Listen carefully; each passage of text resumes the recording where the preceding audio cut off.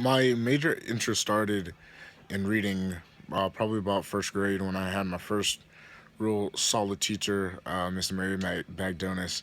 Every year at my little school, we would have a readathon where the kid that read the most books in the top one, two, three, or four, or five would get certain prizes and everything.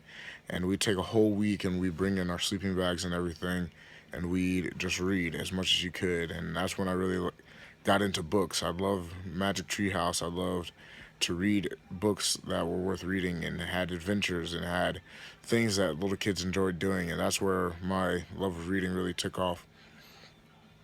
Uh, as I kept on continuing, the things I started to read fourth through sixth grade had more meaning, had more depth to it. That's when I started reading poems and trying to understand poems and understand uh, how literature works and why certain types of literature is written in certain parts of the world, and not reading just for fun, but reading for educational purposes and reading for understanding purposes. And then you start high school, and then you kind of take off from there, and it's kind of like, wow, finding a good book that you like in school is kind of important, really important.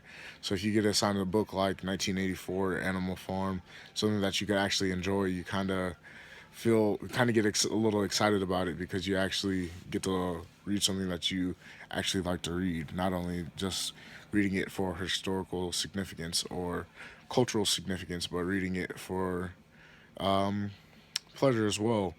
Uh, the deep in high school, we learned a deep understanding of annotating poems and understanding epics and long poems written by Shakespeare, and especially in this class.